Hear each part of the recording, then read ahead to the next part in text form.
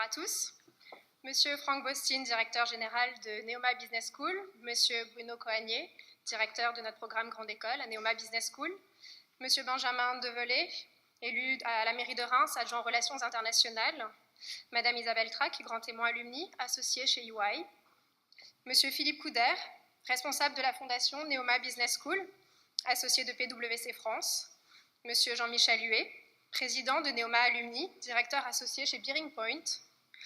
Chers professeurs, chers parents et invités, chers camarades de promotion, bonsoir et merci d'être présents à la Maison de la Mutualité pour célébrer ensemble la fin de notre scolarité lors de cette si attendue cérémonie de remise des diplômes.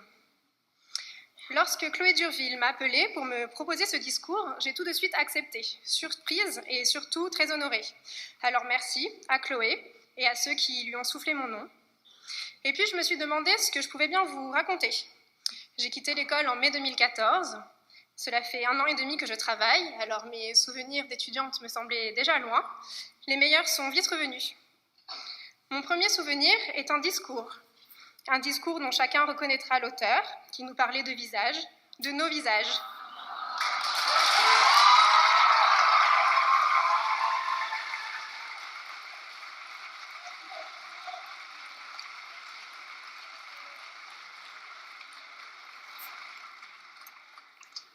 Merci pour lui.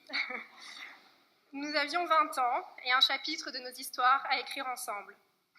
Il y a 4 ans, nous avons pris le même train pour un very mad trip, direction le web. D'abord, merci les Madness. Et cette cérémonie, ce soir, dernière gare que nous passons ensemble.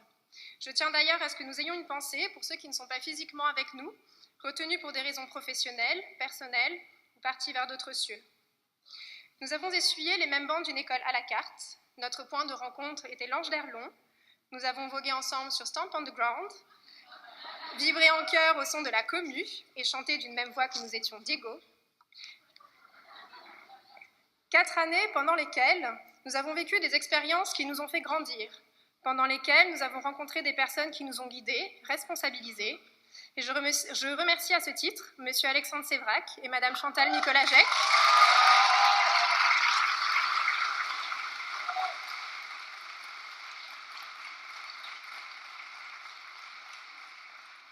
pour leur confiance et leur soutien. Nous nous sommes investis au sein de team leaders, d'associations où avons fait campagne. Ma chance a été de présider Débattez-vous, association organisatrice de conférences avec laquelle nous avons cueilli tant de personnalités des mondes politiques, économiques et culturels pour lancer discussions et débats au sein de l'école. Je me souviens de nos échanges internes à l'association sur la carrière prestigieuse de nos invités, des heures passées à choisir les questions qui allaient susciter votre intérêt. Je me souviens de l'adrénaline des grands soirs. La lumière se tamisait, l'invité entrait, j'étais heureuse et fière du travail accompli par tous les membres investis.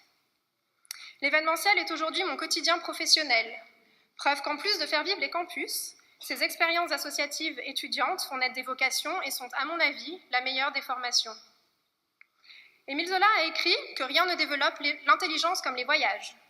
Dans un monde qui se globalise, notre capacité à nous adapter, notre apprentissage, ne serait pas complet sans quelques mois passés à l'étranger. Beaucoup ont choisi de courir le MIS pour un échange académique. Je suis partie en Inde pour un stage de 6 mois, et c'est à ce jour la plus grosse claque culturelle que j'ai prise. J'ai voulu hurler quand l'ambulance, devant moi, bloquée trop longtemps dans les embouteillages, a fait taire sa sirène. Cette situation est inconcevable en France. Et pourtant, je pense que l'Inde a quelques sagesses à nous enseigner. Selon les régions, les Indiens ont les yeux plus ou moins ronds, la peau plus ou moins brune, croient en Bouddha, Shiva, Dieu, Allah ou ne croient pas. Ils ne parlent pas tous la même langue et pourtant vivent ensemble, tous citoyens de la plus grande république démocratique du monde. L'exemple de tolérance est remarquable. Notre scolarité s'est terminée par la rédaction d'un mémoire. Lors de cet exercice académique exigeant, qui nous a rigoureusement réappris recherche, synthèse et démonstration, je me suis intéressée à l'insertion professionnelle de notre génération, nous, les Y, qui arrivons sur le marché du travail alors que la crise n'est pas encore passée. Le sujet portait précisément sur le rôle des formations qui précèdent tout juste notre entrée dans la vie active. Et bien que ceux qui s'inquiètent de ne pas avoir trouvé leur voie se rassurent, nous avons appris à être intrapreneurs ou entrepreneurs et nous comptons déjà dans nos rangs quelques pépites. Nous avons fait quelques sacrifices pour décrocher ce diplôme, mais il s'agit d'un véritable sésame. Alors, chers membres de notre administration, chers professeurs, même si nous nous sommes parfois insurgés, devrais-je dire insurgés, contre quelques changements imposés, nous pouvons vous remercier.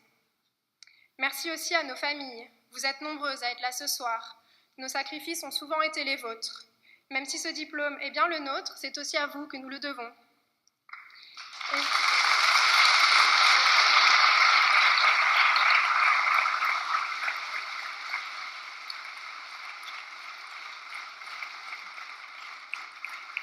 Et surtout, nous pouvons tous être fiers et nous applaudir, nous, diplômés rémois du millésime 2015 de Neoma Business School.